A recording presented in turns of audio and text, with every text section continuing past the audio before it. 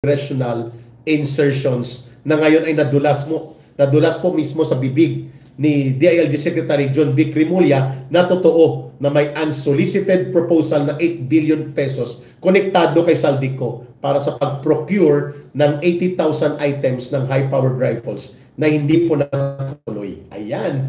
Because of the failure of governance and leadership ni Marcos. At pinabayaan niya ang paninindikato ng kanyang pinsan at ng mga alipores nila. Kagaya po nila Dong Gonzales na to, nila Benny Abante na to, nila Acop, nila Paduano, nila Barbers, nila Fernandez, si Boy Gogol, lahat ng ito, no? At kilala din po ito ni Senator Marcoleta.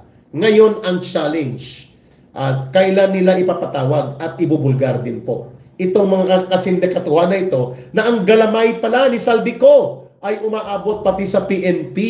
Hindi lang sa DepEd. Sa DepEd, 19 billion po ang insertion nila na binulgar ni Vice President Sara Duterte. Hindi lang po ito na pursue ni VP Sara Duterte na upang idiin at talagang bigyan pa ng emphasis sa kamulatan ng mga mamamayan. Subalit totoo pala na naggumagawa talaga ng kakapalan ng paninindikato at pang-iistapa by way of congressional insertions dahil itong iskandalo ng 8 billion pesos po na firearms deal unsolicited proposal ay itinuro na ni Secretary John B. Cremulya na konektado kay Saldico, ang kumpanya na nag-submit ng unsolicited proposal. Bilisan ko na po ito, baka mawala na naman tayo ng magandang internet connection. Ano? Mga kababayan, pag sinabi pong unsolicited proposal, ang ibig sabihin po niyan, ang nag-propose contractor o supplier ang gagawa ng proyekto. At ibig sabihin po niyan, may pundo na pinagkuhanan na sinabihan siya na maghanap ka ng linya para ito ay ma-implement. Ibig sabihin po, nadulas si John B. Cremulya, and you don't need a forensics expert to analyze na posible ang congressional insertions nang galing nga kina Saldico. Kasi binanggit niya sa isang karugtong na interview, at first hindi niya binanggit ang pangalan ng mga na-involved. Sabi niya, hindi ko na lang babanggitin, pero yung 8 billion proposal na unsolicited ay galing po yan sa Congress na isang congressional insertion. Meaning, pinalusot, isiningit, kinatay, sinindikato. Hindi para ipasok doon sa nakaprograma sa budget committee proposal ng gobyerno na ipinapasa sa Kongreso, yung tinatawag na NEP. Wala sa NEP pag congressional insertion. Wala sa National Expenditures Program. Pero hinuhugot, kinakatay nila pagpasok ng NEP at huhugutan nila ng pondo at gagamitin ito para higupin at kulimbatin ang pondo. Yan po ang ibig sabihin ng congressional insertion. Hindi lang po yan ginagawa ng mga kongresista. Ginagawa din po yan ng ilang mga senador. Kaya nga sa BICAM nila yan inaayos na tinatawag na BICAM. Bicameral committee should be a committee that represents both the House of Representatives and the Senate para po magkaroon ng reconciliation at pag-publish ng isang panukalang batas that includes the budget bill bago ipasa sa presidente para pirmahan.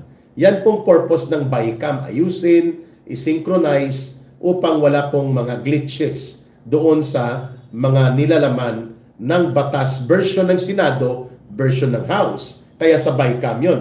Pero binulgar din po ni Congressman Toby Chanco na mayroon pa palang small committee. Ito yung sindikato na ginagamit nila Martin Romualdez sa loob ng Kongreso upang maghilot, magkatay at magchap-chap. Yan ng budget na kahit hindi na dumaan sa plenary debates and deliberation at walang official committee report na isisingit ang sinindikato at iniistafa na budget. Yan ang congressional insertions, pandaraya at pangungulimbat through the budget process na ang kadalasan gumagawa doon sa House of Representatives. Kaya tinatawag yan na slaughterhouse, no? Mga matadero. Taga-katay ng budget na kahit hindi nakaprograma, palulusutin. So, ibig sabihin po ng binanggit ni John B. Crimolia, ang DILG Secretary, na there is an existing or there was indeed an unsolicited proposal. Binanggit niya sa isang karugtong na interview that the unsolicited proposal came from the group associated to Congressman Saldico ng Ako Bicol Party List. Kung ang unsolicited proposal ay nanggagaling sa mga kontraktor, supplier at mga negosyante at sila ang kusang loob na nagbigay ng ideya na pwedeng gawin ang proyektong ito at may available na pundong pwedeng gamitin ito, kami ang mag-undertake, ang tawag po dyan unsolicited proposal. So if the unsolicited proposal to procure 80,000 units or items of HPR, high-powered rifles, ang PNP amounting to 8 billion pesos. Kung ang unsolicited proposal ay binabanggit po ni Secretary John B. Crimolia na nanggaling kay Ginoong Saldico ng mga grupo, it follows. Sabi ko nga, you don't need to be a forensics expert nanggaling kay Saldico at sa grupo nila.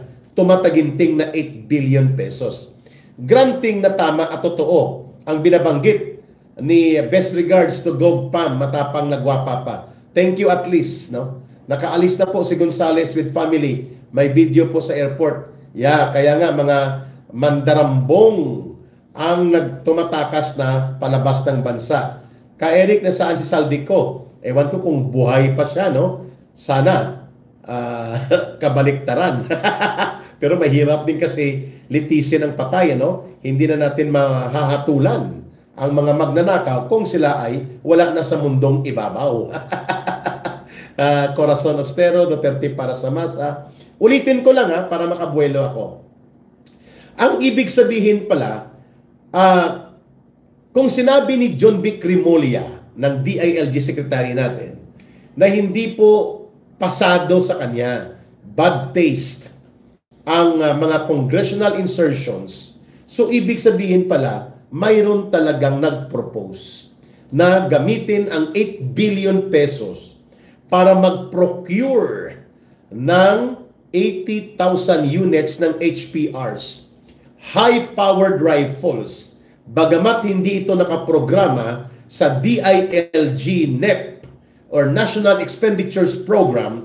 Wala din po itong proposal na nakuha ng galing po sa NAPOLCOM, National Police Commission, and even the PNP itself as an organization na sila ang magiging end user nito, ay hindi rin po nila ito hiningi. Kaya ang sabi ni General Diwata Torre, tinanggihan niya po ito. Alan Colipano Bungabong is watching, Rod Celis is watching. Yun lang po nakikita ko, no? Hindi ko alam kung bakit walang comment section pa rin. Anyway, ang binabanggit po, thank you Langging and Alan Colipano for watching. Ang binabanggit dito, that General Diwata Torre, in fairness to him, hindi siya nag-approve ng unsolicited proposal na ito na bibili ang PNP ng 8 billion pesos worth of 80,000 units ng high-powered rifles sa tatlong kadahilanan. Number one, ito ay napakalaking volume of firearms purchase na malalakas na armas na hindi naman direktang kailangan kaagad ng PNP for their supply and logistics. Correct. May punto dyan si General Diwata Torre. Pangalawa, hindi nila ito ni-request. Hindi nakaprogram. Therefore, hindi pa nila na-align batay sa kanilang operational needs at sa kanilang actual reality requirements ng kanilang logistics, firearms, and other equipment requirements ng PNP. Hindi nakaprograma. Number 3 ay biglaan lang sumulpot. Ang 8 billion pesos na procurement proposal, kaya nga unsolicited, no? Binanggit na ni Secretary John B. Crimolia na ito ay galing sa mga grupo ng contractors o kontraktor na konektado kay Saldico. So 1 plus 1 lang po yan. Ang pondo na 8 billion pesos na congressional insertion ay nanggaling po sa Kongreso at malamang sa malamang sila Saldico po ang pasimuno. There must be an investigation to this. At kung hindi ito alam ni Marcos, dahil marami naman po siyang walang alam at hindi niya alam at walang pakialam, edi ngayon, dapat ginawan po ito ng recommendation report or memorandum to the President na imbestigahan sila Martin Romualdez, Rosana Wawi Jones Pai, ang aking mga pamilya namin dyan sa New Zealand. Cheers! Kumusta kay Hannah Bro, kay Biggie Jones, Wawi Jones, and kay Che Jones. Ayun. Mga kapatid po ni Mrs. at mga pamangkin at bayaw niya. Mga kababayan, dapat pong mabuksan din ito na investigasyon. I think kung puno na ang kamay ng Senate Blue Ribbon Committee, pwede naman pong ito ay pasimulan ng ombudsman. Bakit lumalabas palagi ang pangalang Saldico at itong Big Six, no? Dong Gonzales, JJ Suarez, Manex Dalipi, at iba pang mga alipores ni Tambaluslos na nai-involve sa malakihang iskandalo ng congressional insertions na kadalasan dito po nanggagaling ang mga ghost projects, ang mga substandard projects, at ito ang nabubulgar na tinaguriang iskandaluso, anomalya ang puno at ang pinakabuod ay pandarambong. Itong mga congressional insertion fund. I do not know what power Saldico can exercise over the Philippine government for him to becoming like an untouchable individual. Ano, mga kababayan? Bakit parang untouchable ito si Saldico? At pati si Tambaluslos, si Martin Romualdez. Kaya nga, sabi ko, while the intention of Secretary Vince Dizon sa DPWH may be noble and sincere, pero ang punot dulo ng katarantaduhan at, sorry for the word, kagaguhan na ito sa pandarambong si Marcos at si Romualdez. How will Vince Dizon investigate his boss?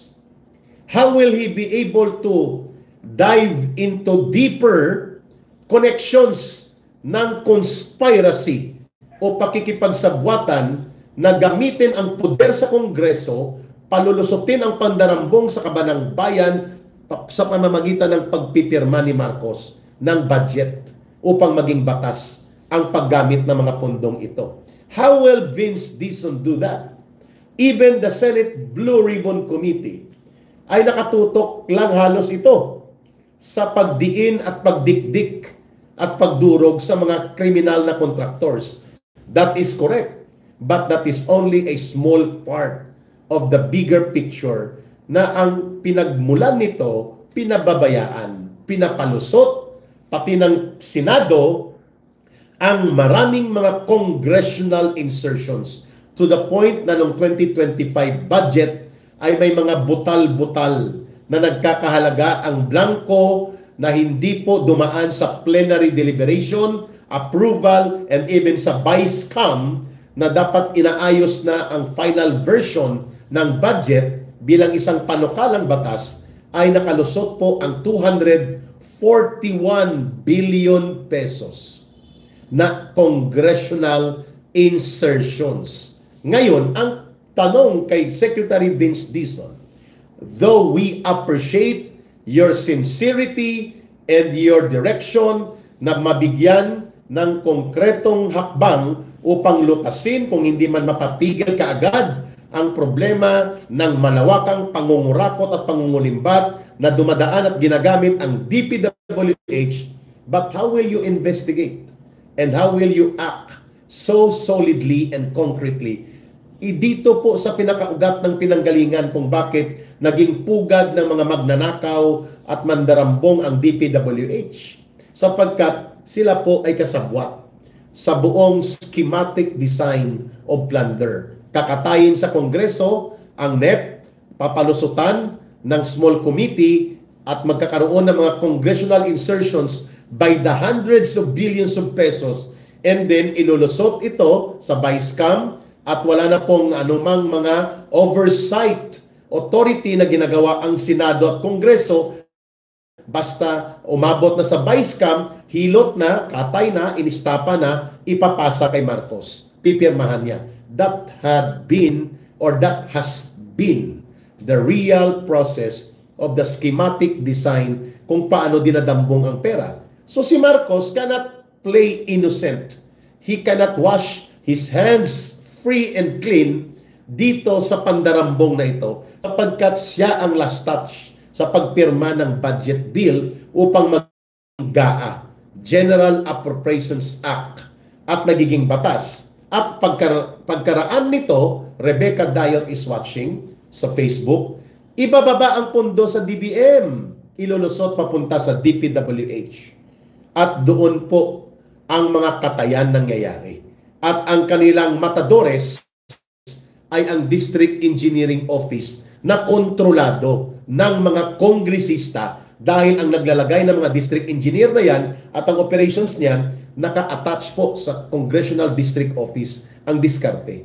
Pati mga kontraktor at mga palusot na diskarte. Kaya, ito ngayon ang nangyari sa atin. It's not just about the criminal and plunderous contractors na dapat habulin, papanagutin at ilagay sa kulungan ng nararapat at magbayad at bawiin ang kanilang nakaw na kayamanan, but it also includes the DPWH, the Congress itself, and even the Senate. Nalulusutan po sila eh.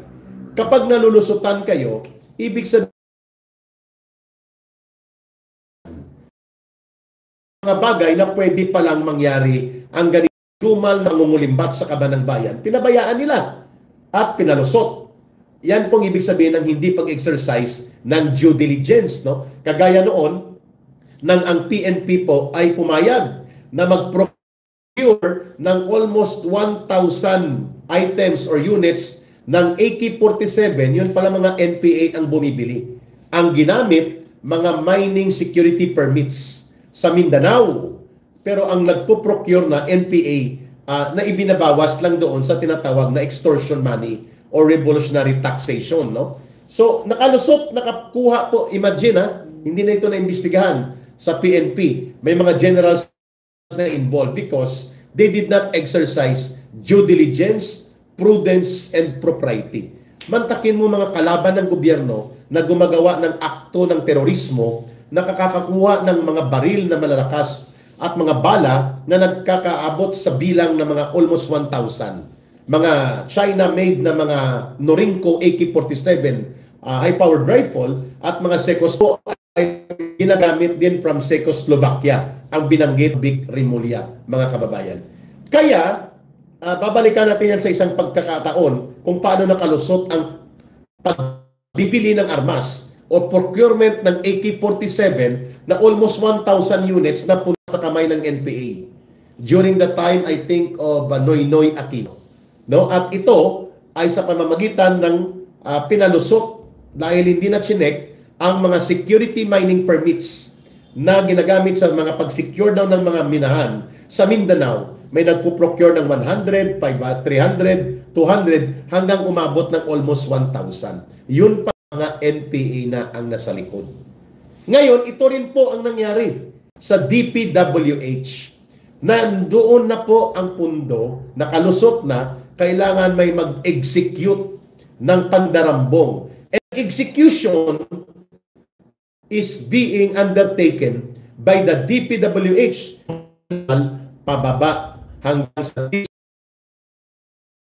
kung saan doon na hinihigop ng mga nagpalusot ng congressional insertions. Yan po ang schematic diagram of how plunderous operations concerning flood control projects as well as other infra projects ay naging daluyan ng pagkaroon ng lawakan, organisado kong pandarambong. Yan ay alam din po ng Kongreso. You don't need even to complete itong Senate Blue Ribbon Committee for the people to understand na nagsisimula yan doon sa katayan ng budget. And then, palulusutin nila, gagawin nilang bill, ibaliwala nila, tapakan nila ang National Expenditures Program na ginawa ng gobyerno, and then Marcos, presto, batas na. Yan.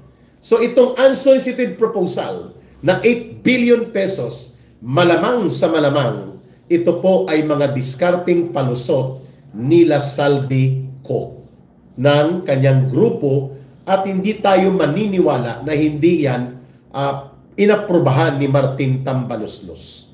Everything in the House of Tambaloslos needs to be approved at dapat may konsente o may permiso ni Tambaloslos. So kung nakalusot itong 8 billion pesos na congressional insertion para kulimbatin na naman, i-overprice, diskartihan, at malamang sa malamang po 40% lang ang worth ng implementation yan, mantakin mo kung 8 billion yon, we are talking about more or less mga 6 billion ang kukulimbatin. Wow!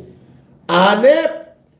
Thank you for my dad for the unlimited flow of ATM. Wow! Ayos! 759 pesos. Isang kainan lang. At yan daw ay pinaghirapan niya ng kanyang anak, sabi ng kapatid ni Saldico. Wow, okay kayo ha? Kaya hindi po natin masisisi na umabot po sa riot at mga mob actions. Mayroon na pong violence, no? Mayroon na pong karahasan na nagaganap sa 5 areas ng Indonesia. Hindi pa yata umaabot sa Jakarta, ang kapital ng bansang Indonesia. Ang ikinagalit ng mga tao doon ay ang sobra-sobrang mga pabor at benepisyo na ibinibigay ng gobyerno sa kanilang mga mambabatas at opisyal ng gobyerno, kasama na po ang mga malawakang isyu ng korupsyon, habang maraming mga mamamayang taga-Indonesia ang naghihikahos sa gutom, sa paghanap buhay at sa kanilang miserableng mga buhay. Mga kababayan, samantalang kaparehong-kapareho po ang kalagayan na yan sa kung paano po ang iskandalo ng pangungulimbat sa ating gobyerno at ipinapangalandakan ng buong kahambugan ng mga anak at pamilya nila at mga kamag-anak nila ng mga kasabwat na kriminal na mga contractors, na kasabwat din po ng mga kongresista. Ito po ay posibleng magkaroon ng pagsiklab ng sitwasyon na anytime po ay magkaroon din ng mga ganitong matindi at marahas na reaksyon ang taong bayan. Now you understand why Eric, during my younger years, napunta po ako sa pagre-revolusyon, sa armadong pakikibaka, laban sa gobyernong magnanakaw, kurakot, bulok, mapang-api, at pinaghaharian ng mga kriminal na negosyante, oligarkong ganid at gaman, at mga burokrata kapitalistang politikong magnanakaw at mandarambong. Now you understand how I feel na nanggaling ako for 21 years almost sa komunistang teroristang grupo na nabubuhay sa karahasan laban sa ganitong uri ng mga pangyayari. Pero siyempre, iba na ngayon, kasabwat na ang CPP, NPA, NDF ng pangungulimbat sa kaban ng bayan. But during my time, hindi pa po ganito ang kalagayan nila. So during my younger years, I was recruited 1990. At ako po ay umalis na 2010. So kalagitnaan ng 2011 na, mga kababayan. So malinaw na itong mga nararamdaman ko na nakikita ko sa Indonesia, nakikita ko rin ngayon na kalagayan natin, hindi po malayo ang posibilidad na magkaroon ng malawakang pagkilos at mga pagbangon ang mga taong bayan, ang mamamayang Pilipino, para irehistro po ang kanilang galit at diskontento sa nagaganap na iskandaluso at halos ginigimikan lang tayo ni Marcos na patungkol po dito sa kung paano lutasin ang pandarambong at pangungulimbat at pandudurobo sa kaban ng bayan habang gumagapang sa baha, kahirapan, kagutuman at kawalan ng kabuhayan at bagsak at lugmok na ekonomiya ang milyong-milyong mga Pilipino. So tinatanong ako kay Eric, valid ba ang armed revolution sa ganitong kalagayan? Eh kung yan ang gustong gawin ng mamamayang Pilipino, walang makakapigil yan kapag nangyari yan. Basta hindi lang CPP, NPA, NDF ang mamumuno dyan. Dapat organisado din yan kasi pag nagkaroon po ng kaguluhan at mga karahasan, you cannot prevent it from escalating. Pwedeng yan po will go out of control. And kapag walang organisasyon, walang mamumuno, walang kukumpas, ang isang marahas na hakbang ay pwede pong ikalugmok ng buong bayan at ng buong lipunan na magkaroon po ng civil war. Pwedeng magkaroon ng ganyan. But can it happen ka, Eric? Yeah. Nobody can predict or nobody can categorically state na magaganap ito sa ganitong pagkakataon o hindi ito magaganap dahil sa ganito. Nobody can predict how the people are going to react in this kind of very scandalous and very, very destructive anti-people na uri ng iskandalo ng pangungulimbat sa kabanang bayan na ang only reaction ni Marcos, ilagay natin si Vince Dizon, siya nang bahala dyan. Kulukoy, you have to do your part. Kung hindi siya involved dito, sila ng kanyang pinsan, you don't need Vince Dizon to do the job. It must be Marcos to be doing the job. Na siya ang mangunguna. Sasabihin niya, Vince Dizon, ito ang order ko i-dissolve na ang lahat ng district engineering office. At lahat ng mga engineers nila, mga staff, magre-report na sa regional office. Walang bidding na magaganap at the district engineering office at lahat ng mga na-involved ay suspended indefinitely. Magreklamo sila, kung magreklamo sa civil service, wala akong pakialam. Haharapin natin ang kaso na yan later on. But now, wala silang access. Hindi courtesy resignation. Kasi pag courtesy resignation po, nag-duty pa rin sila. Ayan. Number 2, lahat ng contractors na pinangalanan, wala na pong lisensya na mangontrata pa. At magkaroon ng case build-up upang sila ay habulin sa kaso at ipag-garnish sa korte, babawiin ang kayamanan nila. Yung mga 52 million, 40 million, 30 million na bawat sasakyan na mga diskaya, i-auction yan, kukunin yan, pati mga bahay nila, at ipatigil ang lahat ng mga kontrata nila at kasuhan nila sa Anti-Money Laundering Council na mamumuno nito. Hindi kayang gawin yan ni Vince Dizon. It takes the powers of the President. Hindi niya kayang manduan ni Vince Dizon ang AMLAC. Hindi niya kayang manduan yan na gumalaw ang COA, ang Ombudsman, bagamat yan ay hindi sakop direkta sa Office of the President, but being the President, if Marcos will exercise his powers and authority vested on him by the Constitution and by the law, pwede niyang sabihin, I call on the Ombudsman na gawin ito, kahit hindi under sa kanya yan, alam na ng Ombudsman. I call on the COA to do this. I call on the Civil Service na tingnan nyo, imbestigahan nyo itong mga na-involved na ito at because of their violations, government officials and public employees, kasuhan nyo rin. And I call on AMLAC, Anti-Money Laundering Council, to do your job. Bawiin ang mga kayamanang ninakaw na ito at binambong at kinulimbat sa kabanang bayan. Those orders need to come from an authority and power that can only be equal to the President. Hindi po kayang gawin yan ni Vince Dizon. Kaya nga ang mga sinasabi ni Vince Dizon ay ibaban ang mga kontraktor, life ban na mga na-involved kung mapapatunayan sila host projects. Yan po ay mga publicity. Yan po ay mga control. Hindi po yun ang hinahanap ng taong bayan. Itong mga courtesy resignation, etc., etc., ang kailangan po ay drastic, radical, and decisive action. But we cannot see that in Marcos. Only Marcos as president can march or pakumpasin niya, pagawin niya ang makinarya ng Estado. Anti-Money Laundering Council, DOJ, at lahat po ng mga abogado na nasa gobyerno, Commission on Audit, Ombudsman, at para makita din ng mga korte that the government is serious, led by the President. Pero kung ito lang po ang gagawin nila, band-aid po yan. Mga pangpakita lang ng kunwari may ginagawa.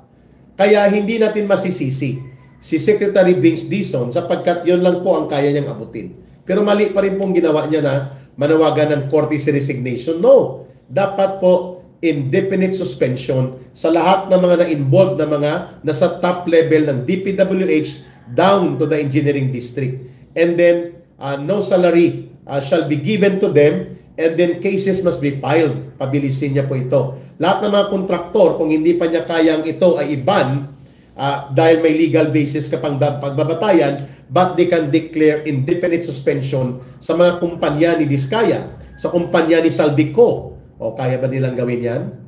I don't think so that Vince Dizon can do that all by himself. No, it needs a presidential power to do that. So yan po ang hinahanap ng taong bayan kay Marcos. Nasaan po ito? Ano po ang kanyang gagawin hinggil sa ganitong sumasambulat na mga iskandalo sa ating bayan, mga kababayan? Nababahala po tayo dahil parang nagkakaroon po ng suspended animation. Nalilibang at nagkakaroon po ng interest ang mga tao, pero doon lang sa maliit na bahagi ng pinakatotoong mukha ng problema. The bigger problem is Marcos and Romualdez. Dahil sila po ang ulo at puno at ugat ng mga kasindikatuhan na ito.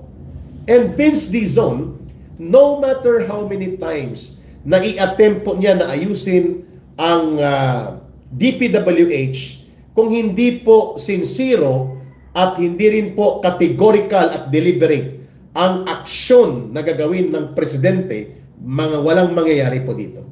Sapagkat lahat ng will only be for damage control, public opinion, and information management, so that the public perception will not escalate to the aggravating level na ikagalit at ikasasambulat ng mamamayan na dumagsa sa lansangan at magkaroon ng malawakang pagkagalit at diskontento ng mga pagkilos laban sa gobyerno.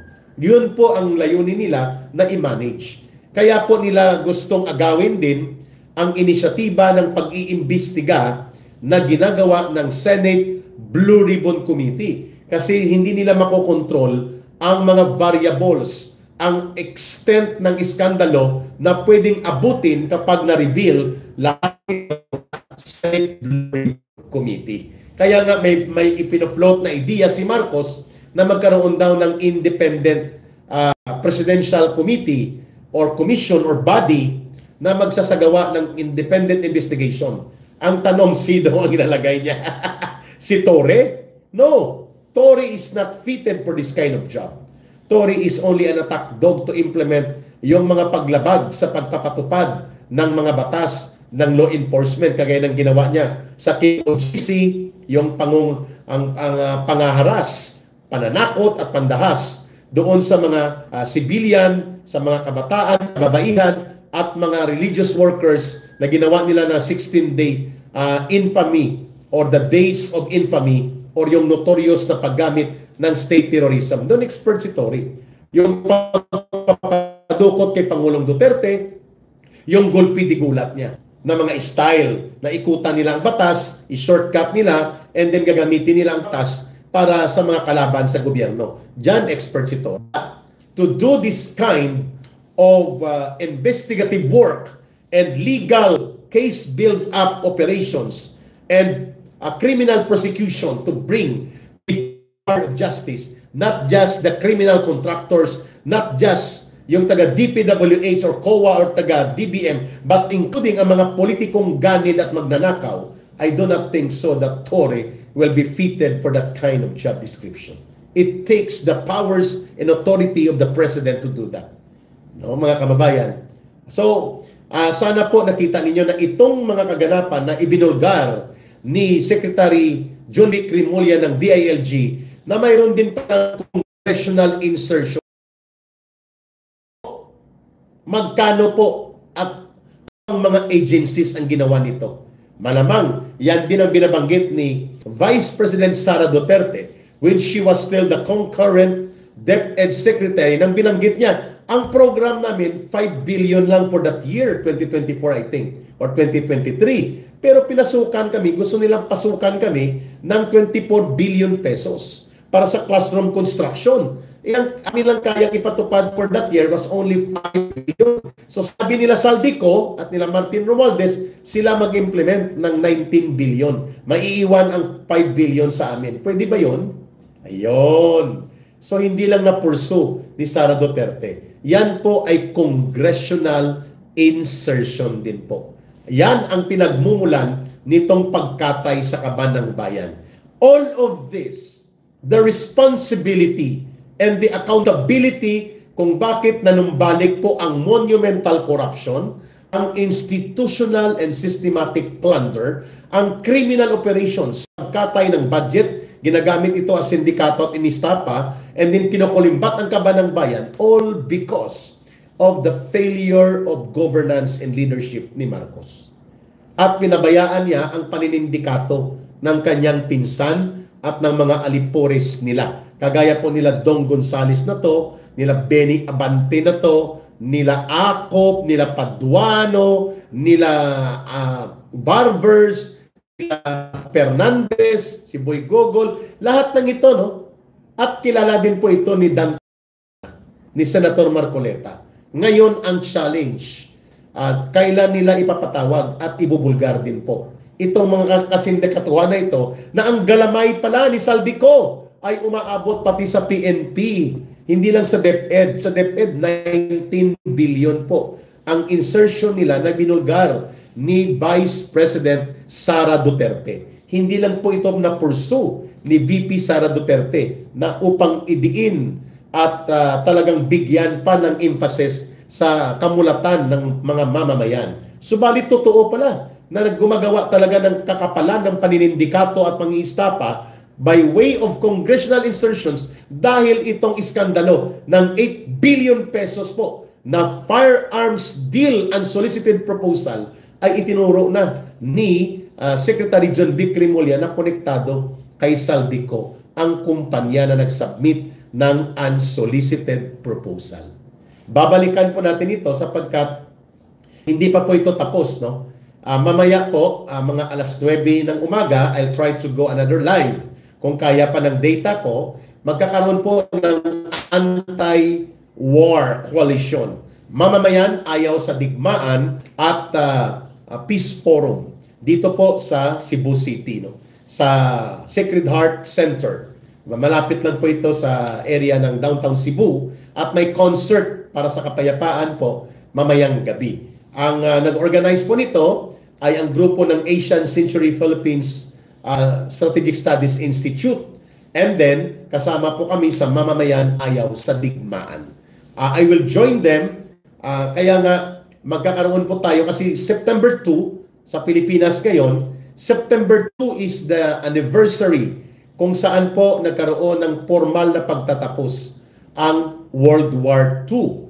Lalo na po sa Pacific War Theater, kung saan nagpirmahan po noong September 2 sina Douglas MacArthur at ang emperor ng Japan o ang kanilang premier ng Japan over the battleship Missouri noong September 2, 1945. Kaya ito po ay makabuluhang araw sapagkat ang mga Pilipino, mga mamamayang Pilipino na naninindigan laban po sa digmaan at tapang-tapangan na patakaran ni Ginoong Marcos ay magtitipon po ngayon. Kasama ko po sina Kaado Paglinawan, Kamintong Laurel, no, sina John Abines, and of course the full support ito na ginawa ni Governor Pambari Patro ng province of Cebu. Mga kababayan, I'll give you updates at hindi pa natin iiwan po itong kasindikatuhan ng mga congressional insertions na ngayon ay nadulas po mismo sa bibig ni DILG Secretary John B. Crimolia na totoo na may unsolicited proposal na 8 billion pesos konektado kay Saldico para sa pag-procure ng 80,000 items ng high-powered rifles na hindi po natuloy. Ayan.